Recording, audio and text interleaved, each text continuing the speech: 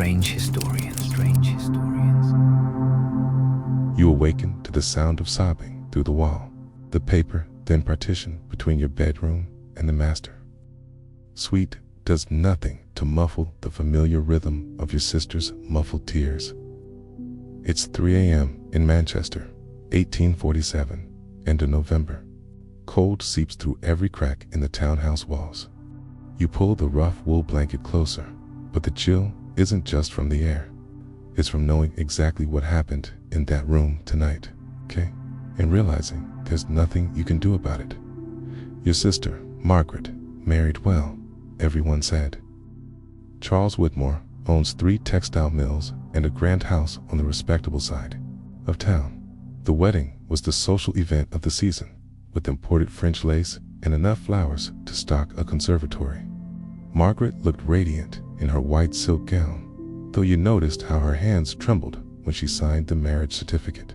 Now, 6 months later, those same hands bear the faint yellow remnants of bruises that never quite seem to heal. The sobbing stops.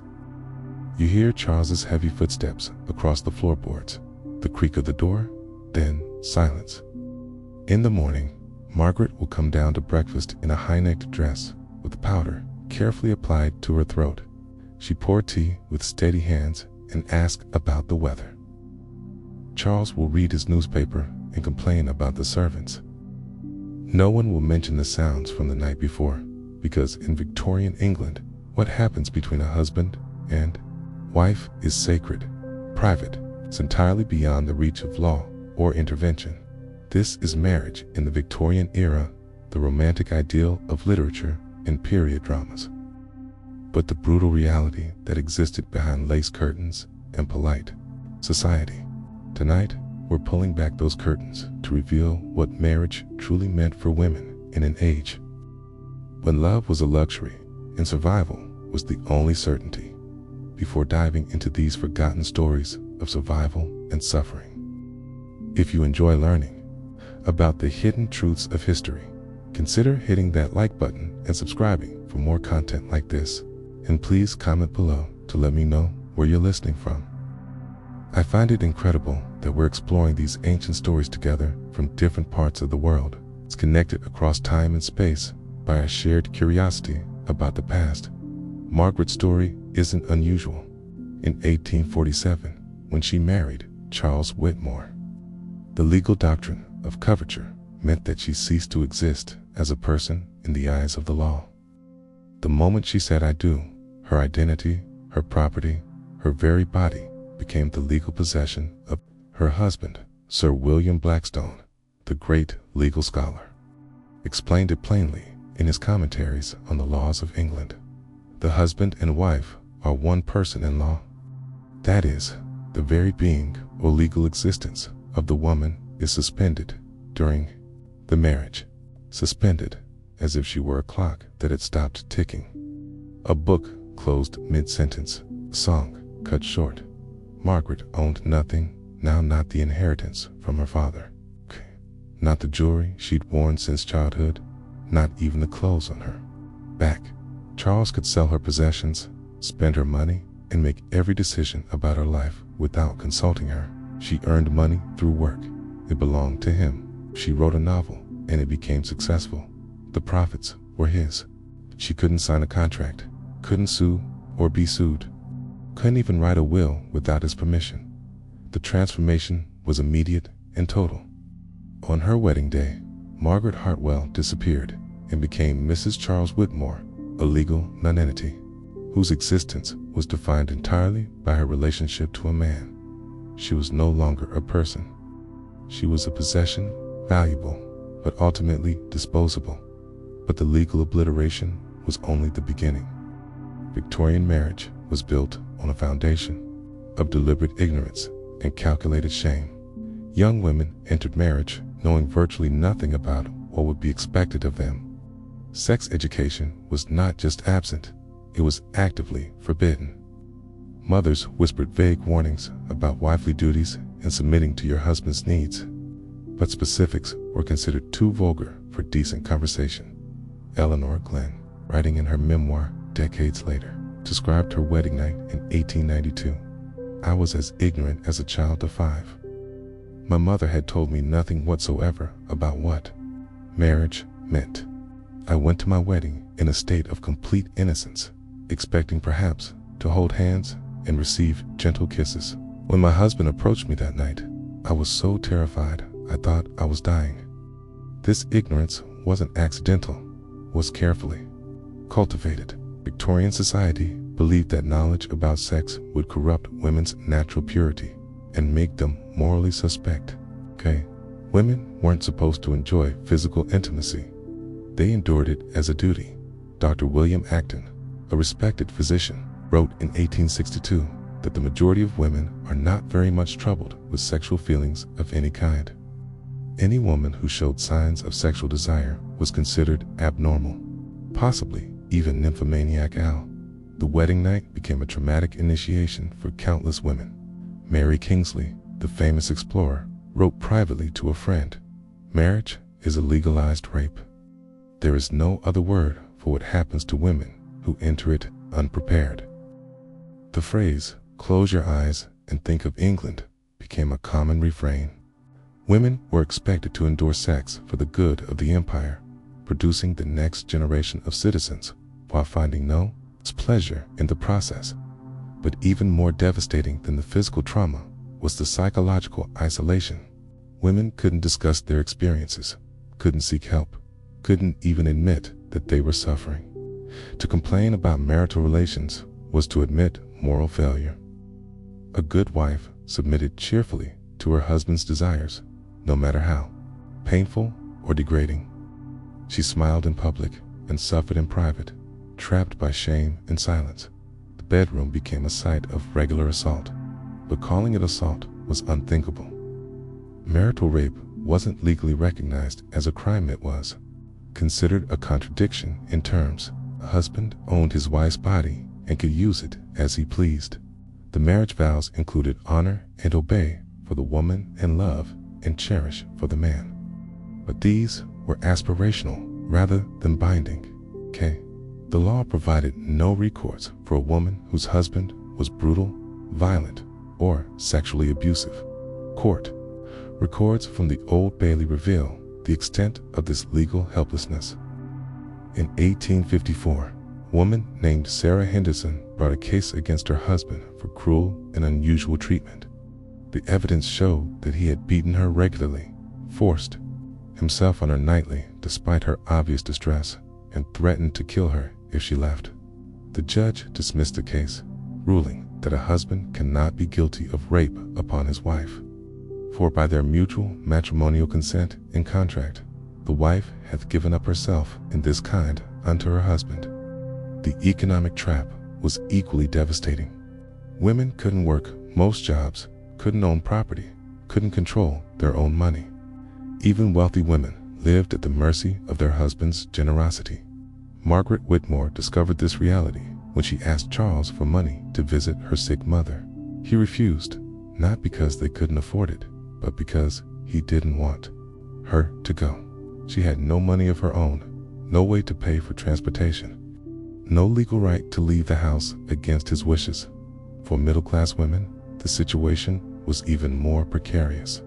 They couldn't work without losing their social status, and they had no inherited wealth to fall back on.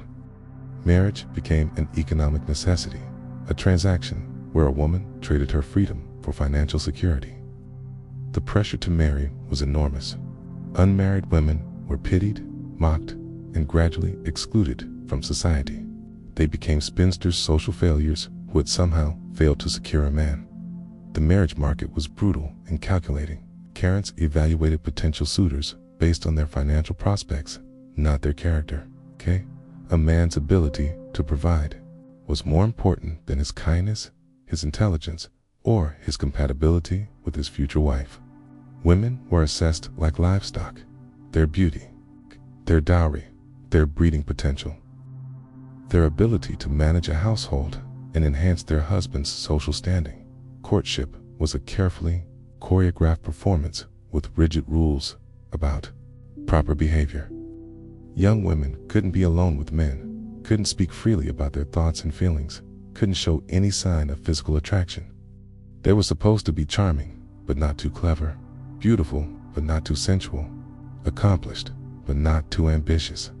The goal was to attract a husband while maintaining perfect virtue, nearly impossible balance that left many women feeling like performers in their own lives. The engagement period was often the happiest time in a woman's life because it represented hope and possibility. Once married, those possibilities evaporated. Take the case of Emma Darwin, wife of Charles Darwin. Before marriage, she was an accomplished pianist and thoughtful correspondent who engaged in deep theological discussions. After marriage, she became a devoted wife and mother whose intellectual pursuits were subordinated to her husband's work. Her letters show a gradual shrinking of her world as domestic duties consumed her time and energy. The pressure to produce children was immediate and relentless. A woman's primary value was her fertility, and failure to conceive was seen as a personal failing. The average Victorian woman was pregnant or nursing for most of her adult life. Queen Victoria herself, despite her access to the best medical care, had 9 children and famously despised pregnancy and childbirth. She wrote to her daughter, "What you say of the pride of giving life to an immortal soul is very fine, dear, but I own I cannot enter into that. I think much more of our being like a cow or a dog at such moments." If even the Queen found pregnancy burdensome, imagine the experience of ordinary women. They had no reliable contraception, no safe abortion options, no choice about when or how often to bear children. Each pregnancy was a gamble with death. Maternal mortality rates were staggering. 1 in every 200 births resulted in the mother's death. Childbirth was agonizing, dangerous, and often fatal. The medical establishment made the situation worse with their ignorance and arrogance. Doctors believed that women's bodies were fundamentally flawed, that their reproductive organs made them inherently unstable and prone to hysteria. Any physical or emotional complaint was attributed to the uterus, the wandering womb that supposedly caused all female ailments. Treatment often involved rest cures that were actually psychological torture, keeping women isolated and inactive until they became genuinely ill. Dr. Silas, where Mitchell popularized the rest cure in the 1870s, prescribing complete bed rest, isolation from family and friends, and prohibition of all intellectual activity. Charlotte Perkins Gilman underwent this treatment and later wrote The Yellow Wallpaper, a haunting story about a woman driven to madness by enforced inactivity. The rest cure was torture disguised as medicine, a way to break women's spirits and force them into submission. The cult of domesticity trapped women in their homes, making them prisoners of their own supposed nature. True women were supposed to be pious, pure, submissive, and domestic. They were the angel in the house, creatures too delicate and spiritual for the harsh realities of public life. This ideology seemed to elevate women, but it actually imprisoned them. They were worshipped as long as they remained powerless, praised as long as they never challenged male authority. The home became a prison decorated with sentiment.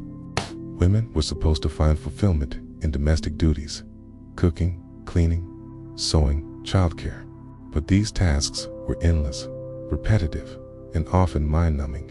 Intelligent women felt their mental faculties atrophying from disuse. They were cut off from politics, business, education, all the activities that might have given their lives meaning and purpose. Even their clothing was designed to strict movement and reinforce helplessness. The ideal Victorian woman had an impossibly tiny waist achieved through tight lacing corsets that compressed the internal organs and made deep breathing difficult.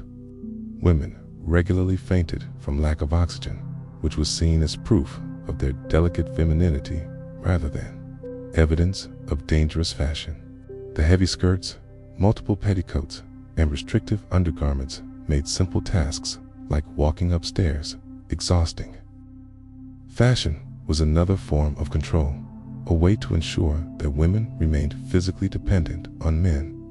They couldn't run, couldn't work, couldn't defend themselves. The ideal Victorian woman was literally and figuratively bound, her movements restricted, her body constrained, her options limited. The double standard was breathtaking in its hypocrisy. While women were expected to remain pure and ignorant, men were encouraged to gain sexual experience before marriage.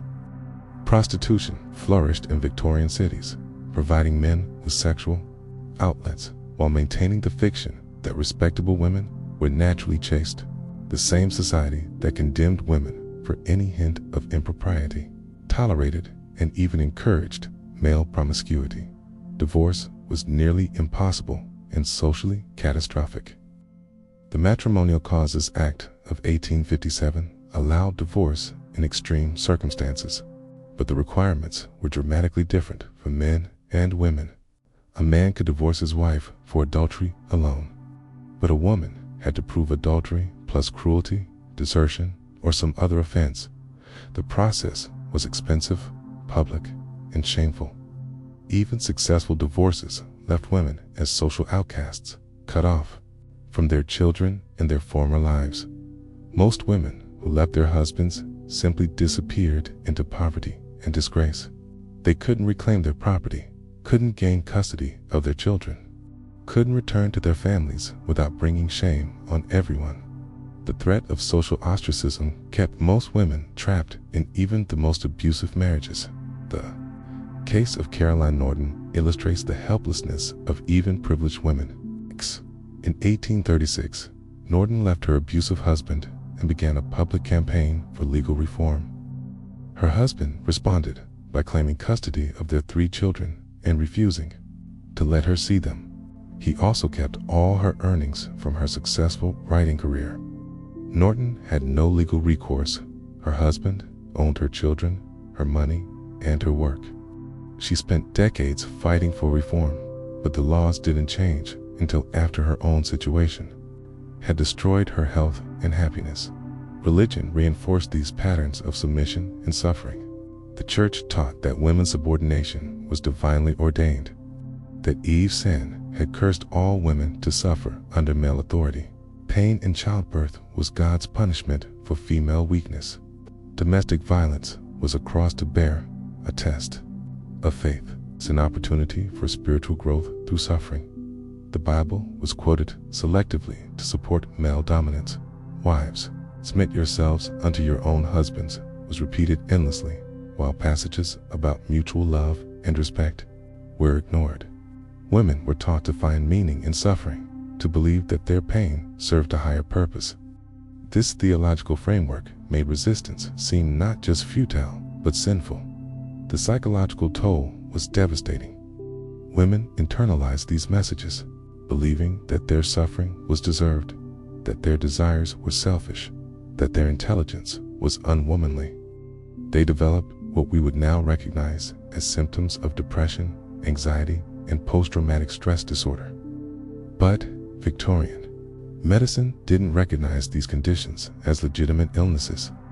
Women's emotional distress was dismissed as hysteria, weakness, or moral failing. The famous Victorian nervous disorders were actually normal responses to intolerable situations. Women who couldn't express their frustration, anger, or despair developed physical symptoms instead. They suffered from fainting spells, headaches, paralysis, and mysterious illnesses that baffled doctors. The body rebelled when the mind couldn't. Some women found ways to resist, but the options were limited and dangerous. Writing provided an outlet for a few privileged women, but they often had to publish under male pseudonyms. The Brontë sisters used the names Currer, Ellis, and Acton Bell. George Eliot was actually Mary Ann Evans. These women had to hide their identities to be taken seriously, and their success was exceptional rather than typical. Other women turned to spiritualism, seances, and religious mysticism activities that gave them a sense of power and purpose outside the domestic sphere. The spiritualist movement was dominated by women who claimed to communicate with the dead, to receive divine messages, to possess supernatural abilities. These activities were socially acceptable because they were seen as extensions of women's natural spirituality. But they provided a covert form of rebellion. The most desperate women turned to suicide, though this was rarely recorded honestly. Death by drowning, poisoning, or accidental falls were sometimes disguised suicides. Women who chose death over continued suffering. The rates of female suicide in Victorian England were higher than official records suggest. It's hidden by families ashamed of the stigma. The children of these marriages grew up witnessing systematic oppression, learning that this was normal, that this was how relationships worked. Sons learned to dominate, daughters learned to submit. The cycle perpetuated itself across generations, creating a society where abuse was normalized and resistance was unthinkable. The wealthy had more resources, but not necessarily more freedom. Lady Constance Lytton described her privileged but constrained life in vivid detail. Despite her family's wealth and social position, she had no control over her own decisions. No way to pursue her interests, no escape from the suffocating expectations of her class. She wrote, "I am like a bird in a golden cage, well housed, but still a prisoner." The middle classes aspired to this prison, seeing it as a sign of respectability and success. A woman who didn't have to work was proof of her husband's prosperity. The ideal middle-class wife was ornamental, a status symbol who demonstrated her husband's ability to support a leisured woman. She was educated enough to be interesting, but not so educated as to be threatening. Accomplished enough to be impressive, but not so accomplished as to be competitive. The working classes faced different but equally brutal challenges. Working class women had to work, but their wages were a fraction of men's for the same labor. They were doubly burdened, expected to contribute to the family income while also managing all domestic responsibilities. Marriage offered little relief. Working class wives often worked outside the home while also bearing and raising children, cooking, cleaning, and caring for their husbands. The Industrial Revolution created new forms of exploitation. Women and children worked in factories, mines, and mills under dangerous conditions for minimal pay. The textile mills of Manchester, where Margaret Whitmore's husband made his fortune, employed thousands of women and girls who worked 12-hour days in poorly ventilated buildings filled with dangerous machinery. Industrial accidents were common, and workers had no legal protection against employer negligence. The sexual double standard was even more pronounced in working-class communities. A woman's reputation was her only asset, and losing it meant social and economic ruin. But working-class women had less protection from male predation. They worked alongside men, lived in crowded conditions, and had no chaperones to guard their virtue. They were more vulnerable to sexual assault and less likely to receive support if they were victimized. Pregnancy outside marriage was catastrophic for working-class women. They lost their jobs, their homes, and their family support. Fanticide was tragically common, as desperate women killed their newborns rather than face destitution. The baby farming scandal of the 1860s revealed networks of women who took in unwanted infants for a fee, then deliberately neglected them until they died. These women were vilified, but they were responding to a society that offered no support for unmarried mothers. The legal system reflected and reinforced these inequalities. Women couldn't serve on juries, couldn't practice law, couldn't testify against their husbands in court.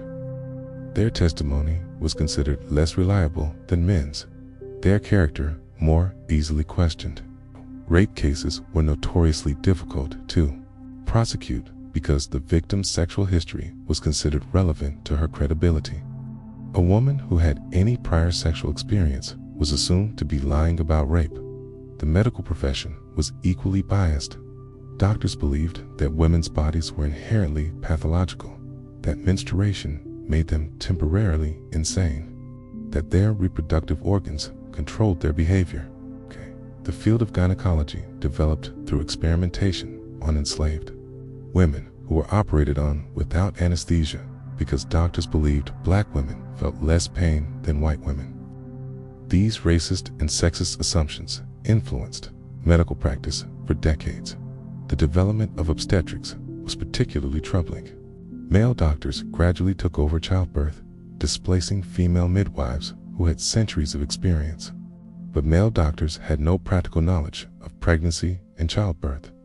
They had never experienced it themselves and were often forbidden from examining women's bodies directly.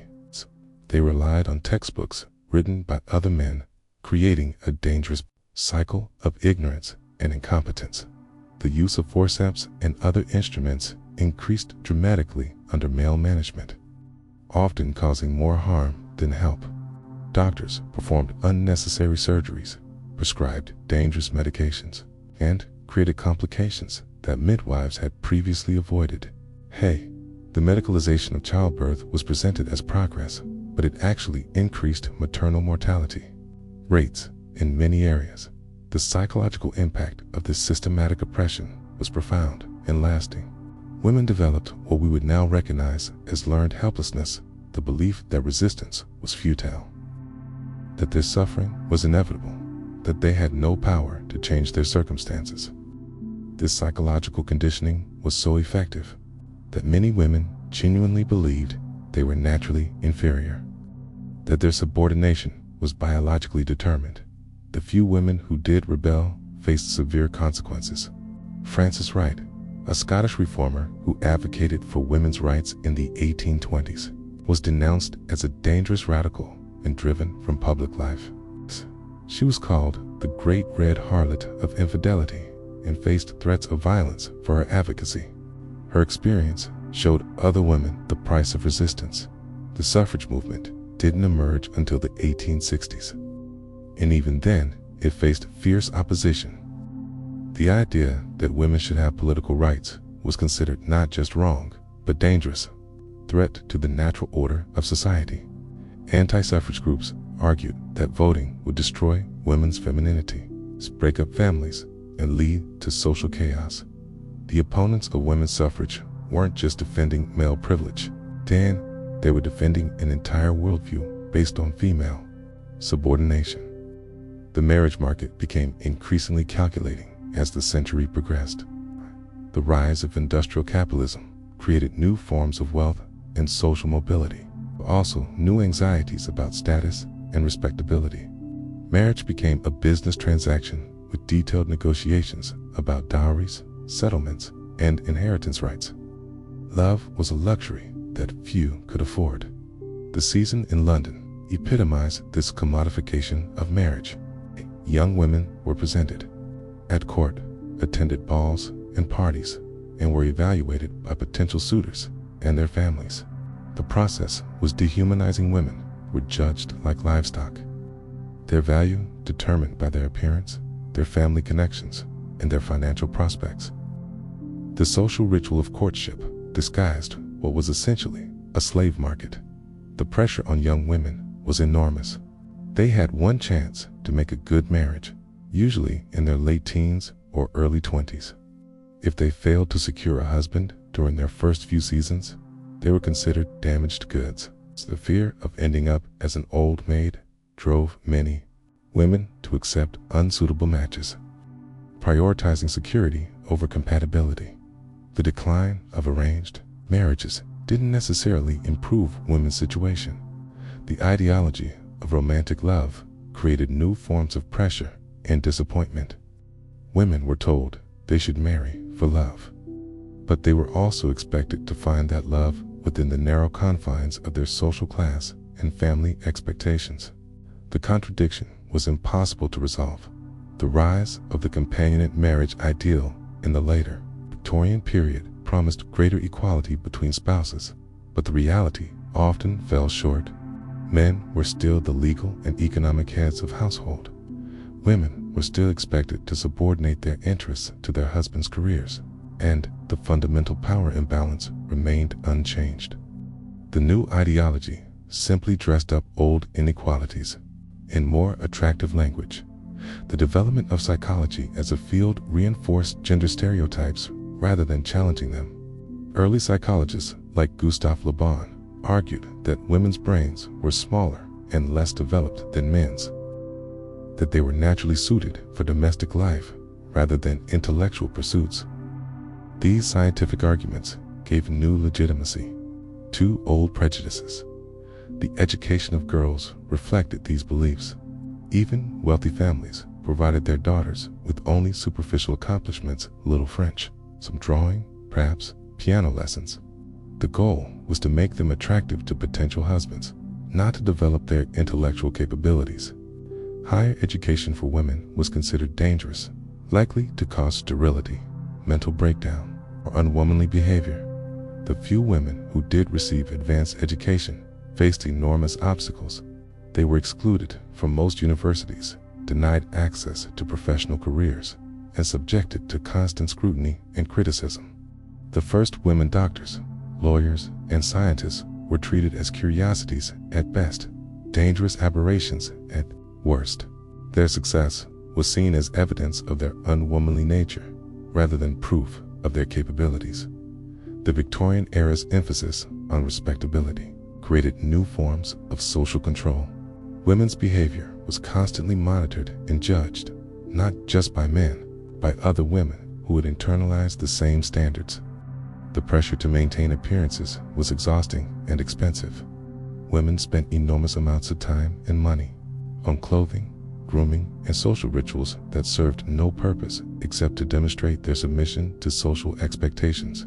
The cult of true womanhood created impossible standards that no real woman could meet. The ideal woman was simultaneously innocent and wise, strong and fragile, passionate and pure. She was supposed to be naturally maternal, but also eternally youthful.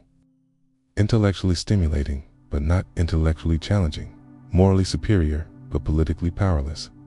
These contradictions drove many women to despair as they struggled to embody an impossible ideal. The hypocrisy of Victorian society was particularly evident in its treatment of sexuality. While respectable women were supposed to be pure and ignorant, the society depended on the labor of prostitutes, actresses, and other women who were condemned as fallen. The Madonna whore complex was built into the structure of society, creating a system where some women were worshipped for their purity, while others were exploited for their sexuality. The conditions in Victorian workhouses revealed the true attitude toward women who failed to conform to social expectations. Pregnant women, elderly spinsters, and other undesirable women were housed in institutions that were deliberately punitive. The goal was to make the workhouse less attractive than the worst possible marriage, ensuring that women would accept any husband rather than face destitution. The rise of consumer culture in the later Victorian period created new forms of female oppression. Women were targeted as consumers, encouraged to spend money on clothing, household goods, and personal care products. But they were also criticized for their supposed vanity and materialism. The same society that created the demand for feminine consumption condemned women for responding to that demand. The development of department stores and fashion magazines created new pressures for women to conform to changing standards of beauty and respectability.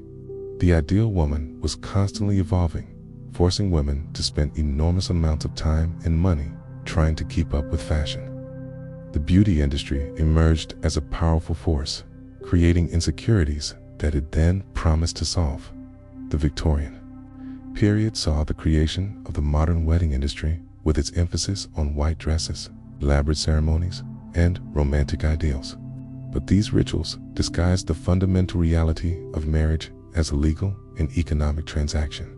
The white wedding dress symbolized the bride's purity and innocence, but it also represented her transformation from person to property.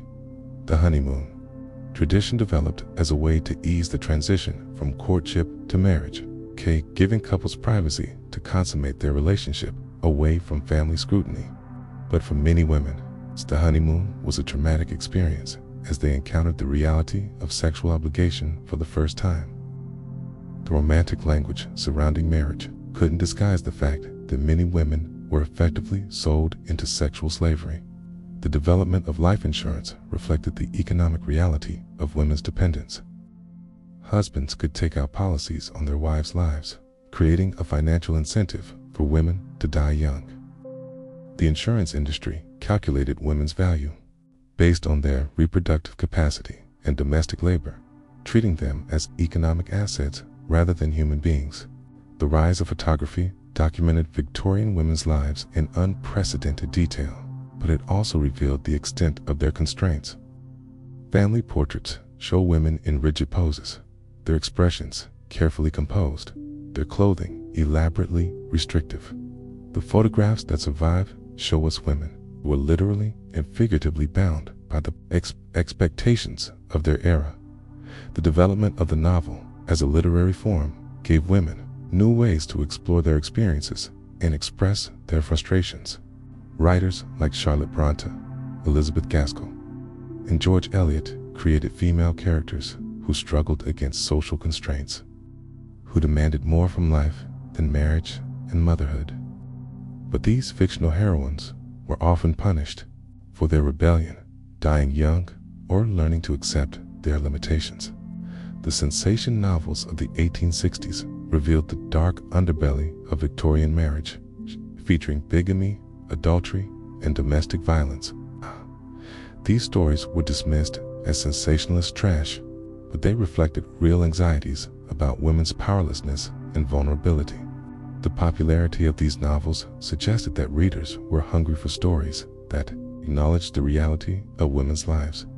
The development of the telegraph and postal system created new possibilities for women's communication and organization.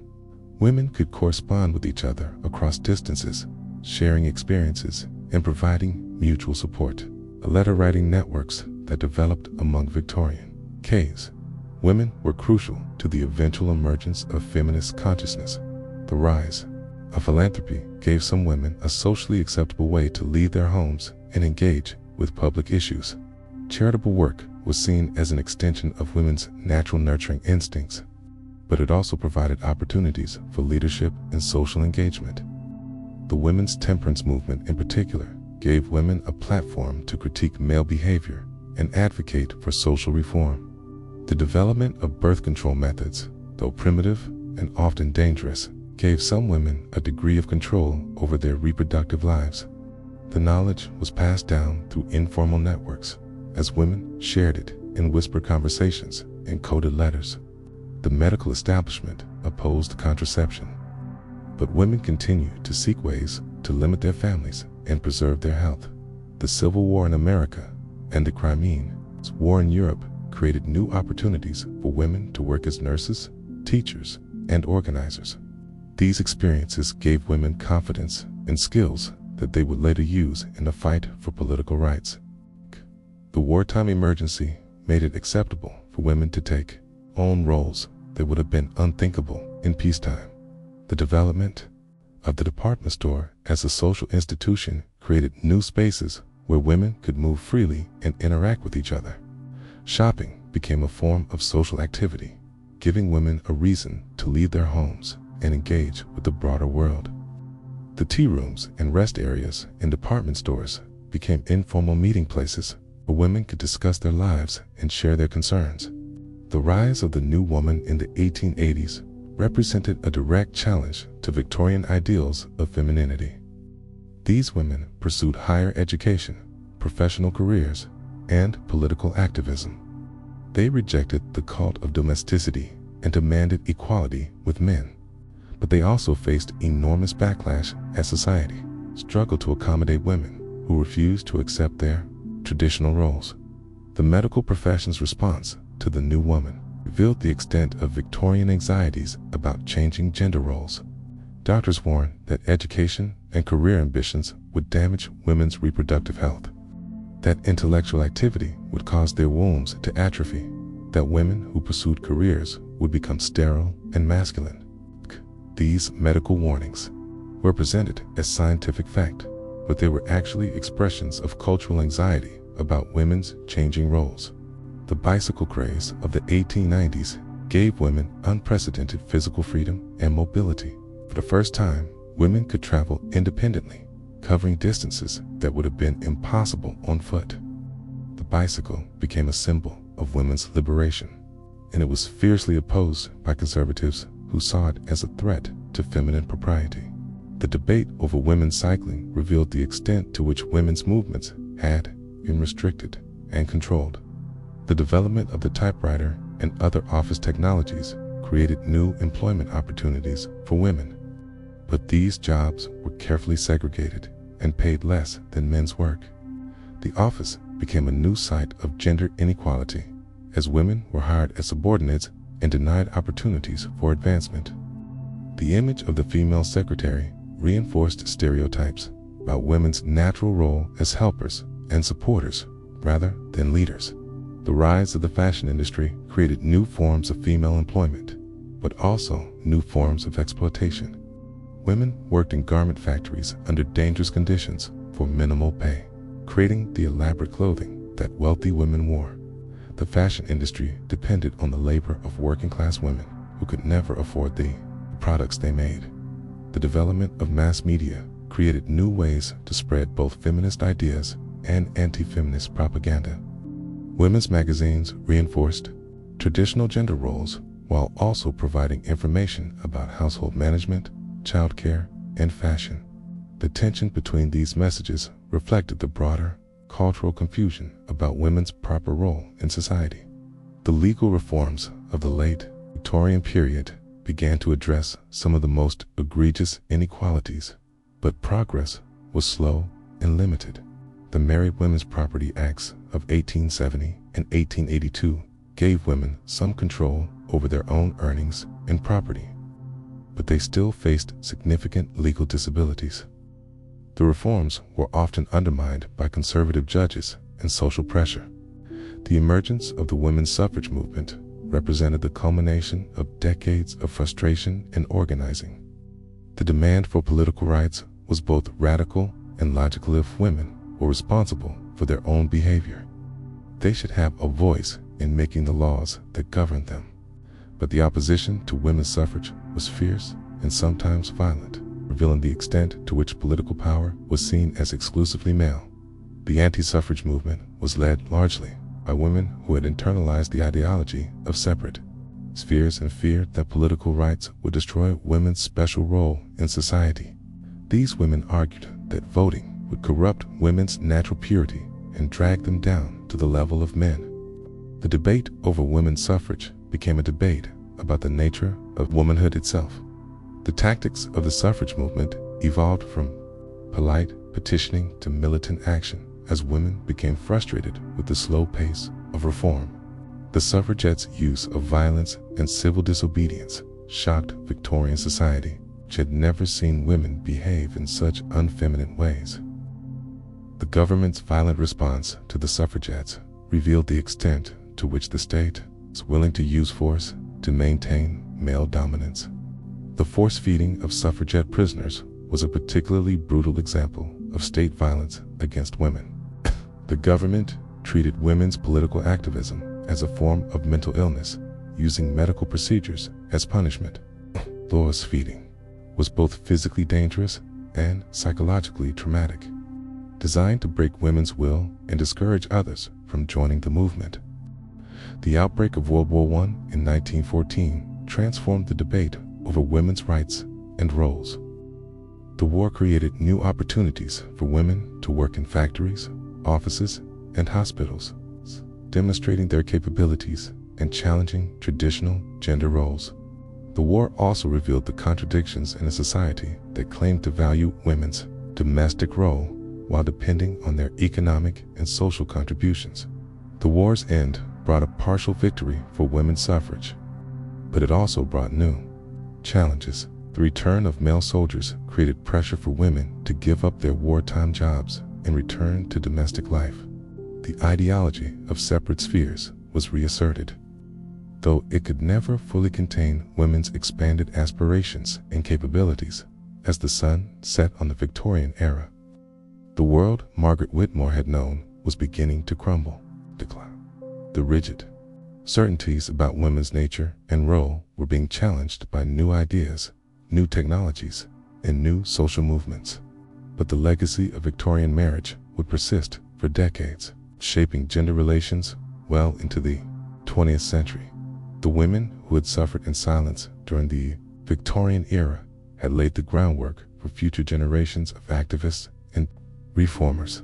Their experiences of oppression and resistance created the foundation for the women's rights movement that would eventually transform society. The price of progress was measured in decades of women's pain, but their sacrifice was not in vain. The Victorian era's treatment of women in marriage was not an aberration nor a historical curiosity. It was the logical result of a society that valued women's subordination more than their humanity. The legal, economic, social structures that trapped women in abusive marriages were carefully constructed and deliberately maintained. They served the interests of a patriarchal society that depended on women's unpaid labor and sexual availability. The romantic myths about Victorian marriage that persist in popular culture serve to obscure this history of oppression and resistance. The image of the devoted wife and loving husband masks the reality of systematic abuse, legal inequality, and psychological trauma that defined most Victorian marriages. The transformation of marriage from a romantic ideal to a legal contract of ownership didn't happen overnight. It was the result of centuries of legal precedent, religious doctrine, and social conditioning that gradually stripped women of their rights and dignity. The Victorian era represented the culmination of this process, the moment when women's subordination was most complete and most carefully rationalized. The Industrial Revolution had created new wealth and new social anxieties, but it had also created new forms of exploitation. The same economic forces that built the great Victorian fortunes also created the conditions that made women's oppression both necessary and profitable. The domestic sphere became a site of unpaid labor that subsidized the industrial economy, while the ideology of separate spheres disguised this exploitation as natural and beneficial. The medical establishment's role in maintaining women's subordination cannot be overstated.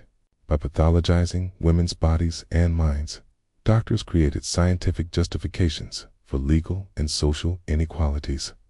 The treatment of women as inherently diseased and unstable provided a rationale for their exclusion from public life and their confinement to domestic roles. The religious institutions that blessed Victorian marriages also sanctified women's suffering. The church taught that pain was redemptive, that submission was virtuous, that resistance was sinful. These theological frameworks gave divine sanction to human cruelty, making it easier for both perpetrators and victims to accept the unacceptable. The educational system reinforced these patterns by denying women access to knowledge and skills that might have given them independence. The deliberate cultivation of female ignorance was not an accident, but a strategy, a way to ensure that women would remain dependent on men for information, resources, and decision-making. The legal system completed the circle of oppression by denying women any recourse against abuse, any right to their own property, any voice in their own governance. The law treated women as perpetual minors, incapable of managing their own affairs, unworthy of protection and undeserving of justice. But perhaps the most insidious aspect of Victorian marriage was the way it turned women against each other. The ideology of respectability created hierarchies among women, dividing them into categories of worthy and unworthy, pure and fallen, successful and failed.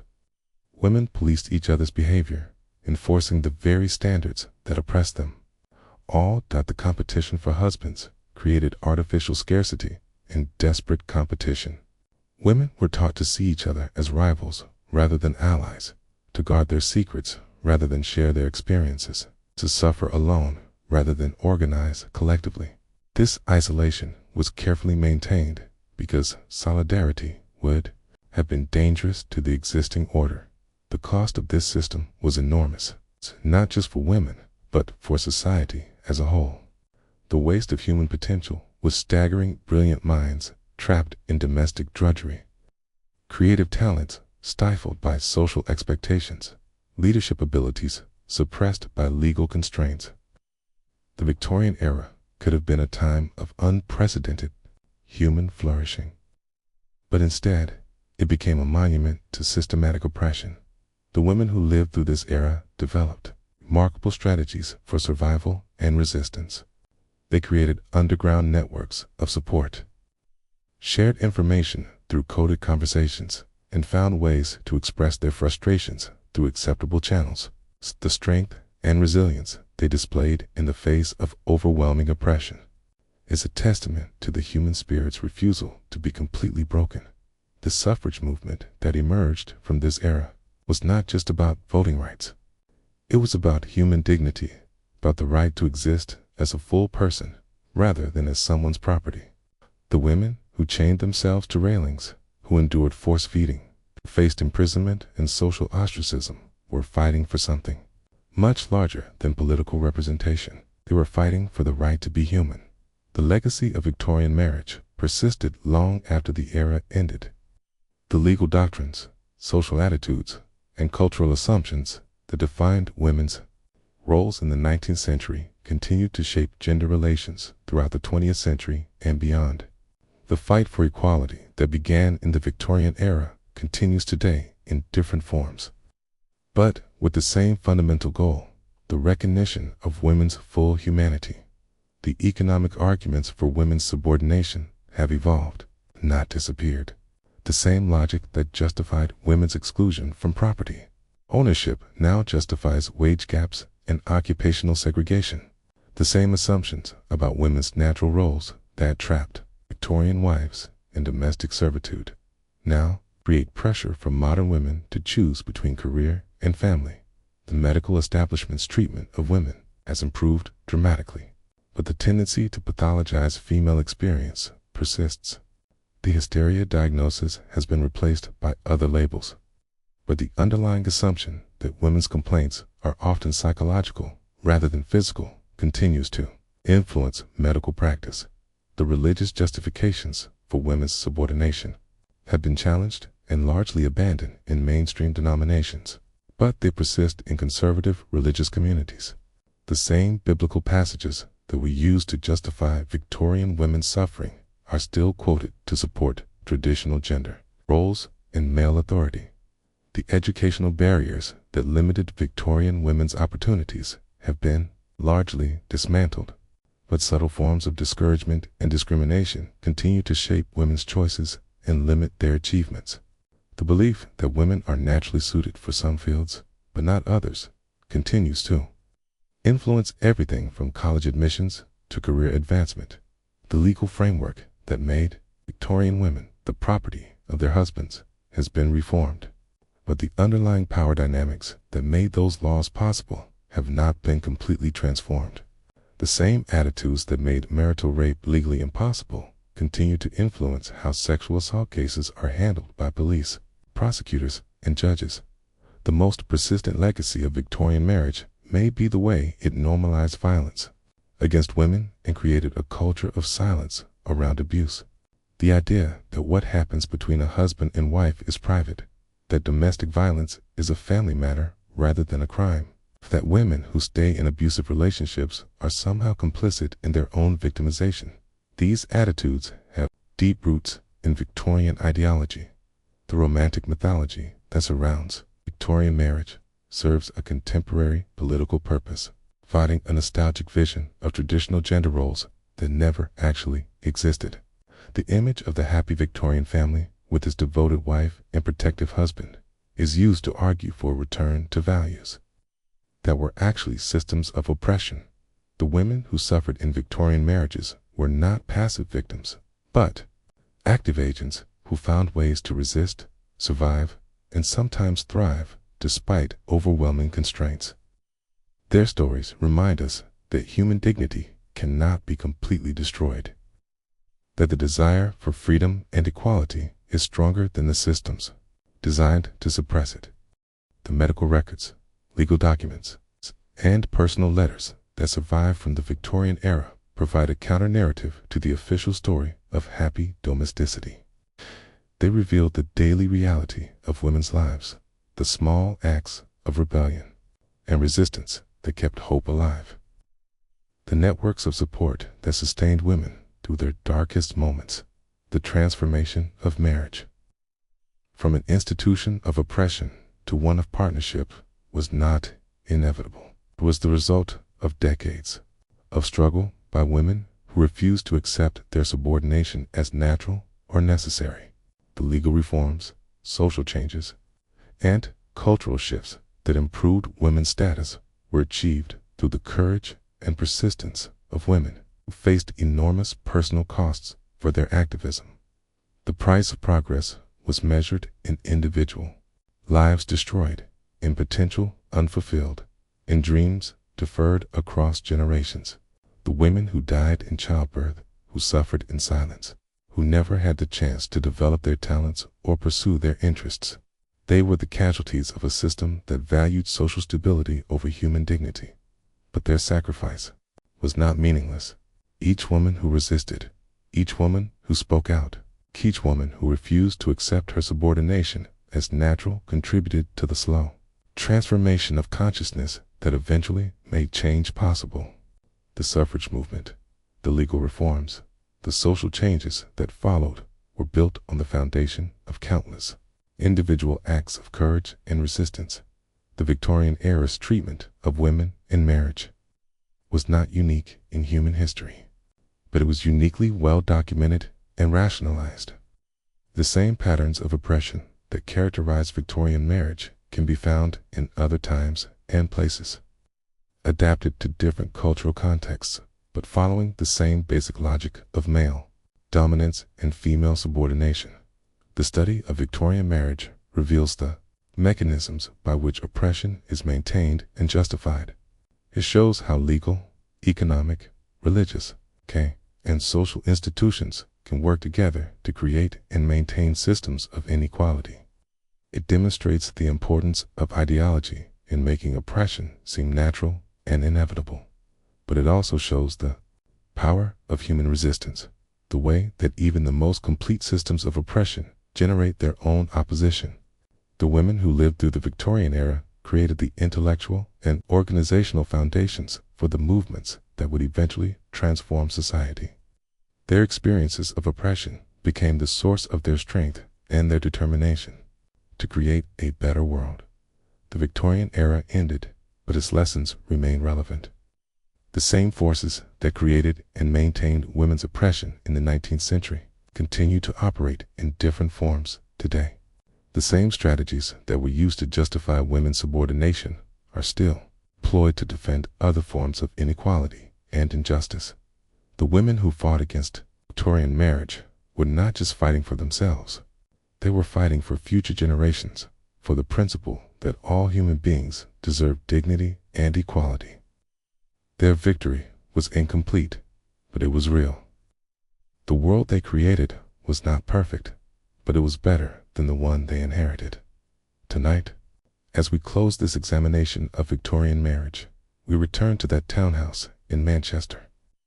1847. Margaret Whitmore's tears have dried, but the silence that follows is not peace. It is the quiet of a woman gathering her strength for another day, another act of small resistance, another moment of survival in a world designed to destroy her spirit. The wallpaper in her bedroom is faded, the pattern worn thin by years of desperate staring during sleepless nights. But in the morning light, filtering through the heavy curtains, she will rise again, dress carefully to hide the bruises, will face the day with the same courage that countless women before and after her have summoned in the face of impossible odds. Her story is not unique, but it is not forgotten. In every woman who refuses to accept less than she deserves, in every law that protects rather than oppresses, in every marriage based on equality rather than ownership, Margaret's resistance lives on. The Victorian era may be over, but the struggle for human dignity continues.